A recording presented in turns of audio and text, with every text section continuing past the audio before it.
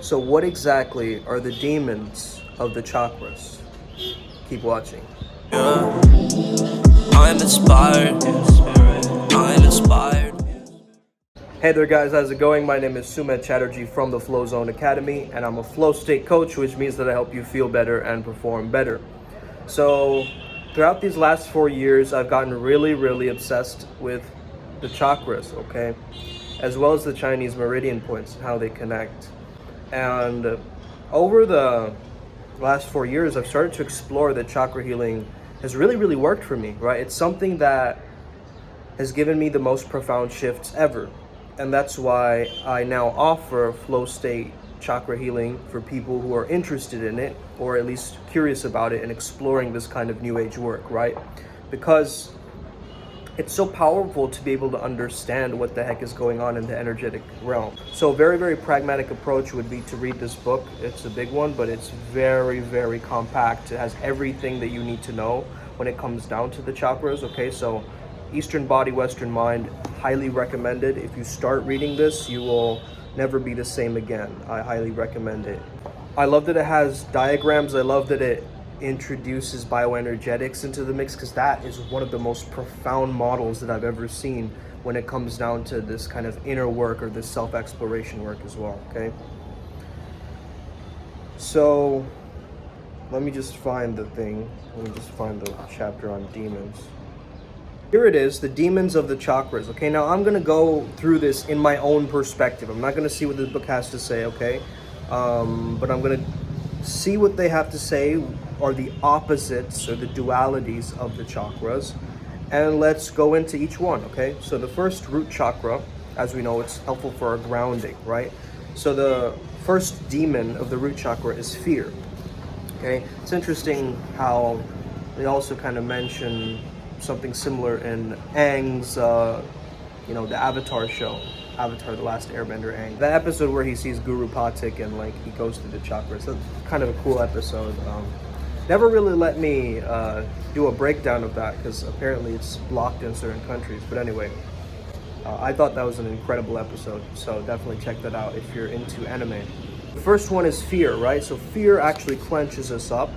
You can understand, right? Stop being a tight ass. Well, your root chakra is, you're literally causing more stress, more resistance, more pressure, and you're clenching up your butthole, right? And that's why when we are fearful, we clench up, right? We actually constrain ourselves. And it's very interesting how the fear is related to the root, okay?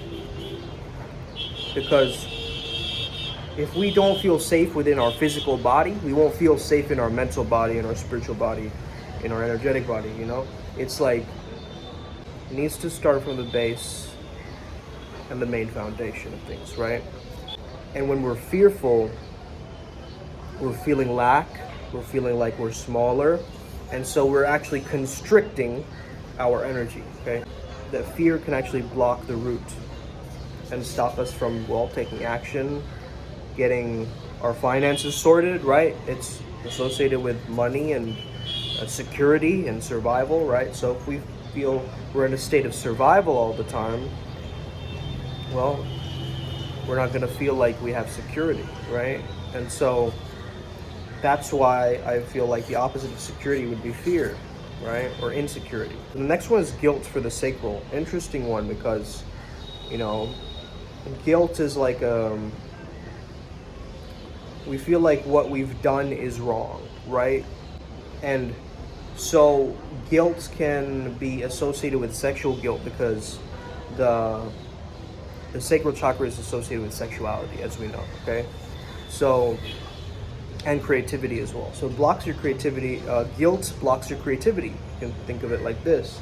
And also understanding that if we feel like our fetishes or our kinks or all these things are wrong, quote unquote, we feel like sex is taboo, the more we're going to go and close off our sacral and our creativity. We're not going to be able to explore that, right? Not going to be able to explore creating new things on the planet if we feel guilty all the time. So the third one it says here is shame, okay? Now shame is feeling wrong for our identity. And identity is very linked to the solar plexus chakra, the next one, right?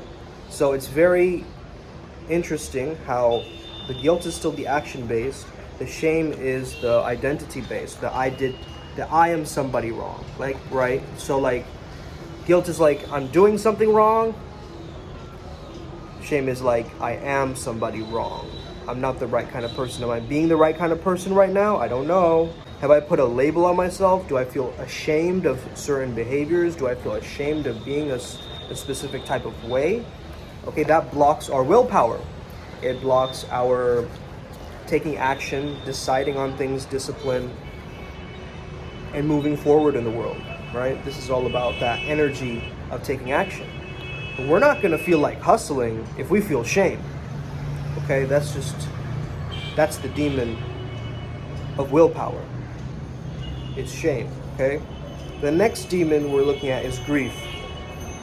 Grief is a feeling of loss, okay? Now, what happens when we lose somebody we love? Our heart chakra closes, right? And that's why the heart chakra, the next one, is associated with grief as the demon. So notice that this paradigm of loss is such a negative one, right?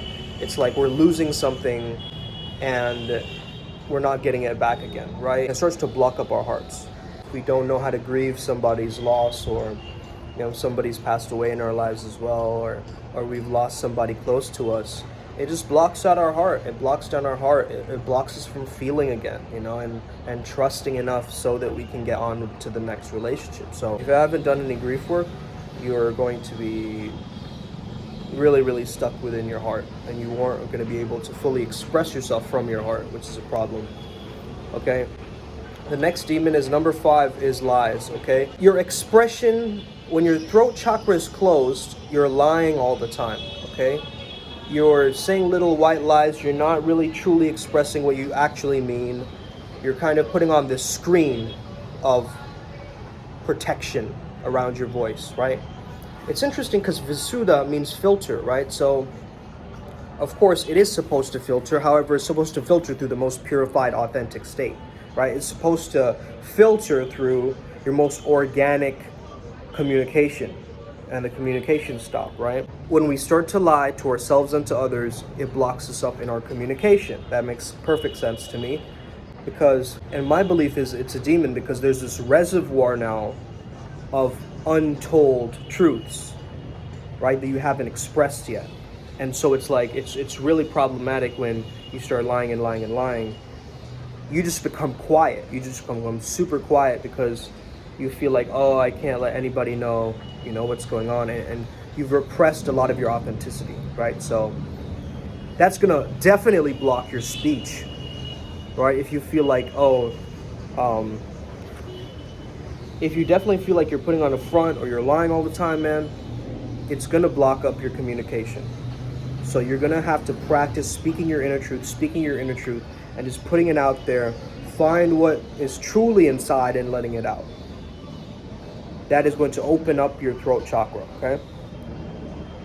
The next demon is illusion. Illusion blocks our third eye, okay, or our ajna chakra.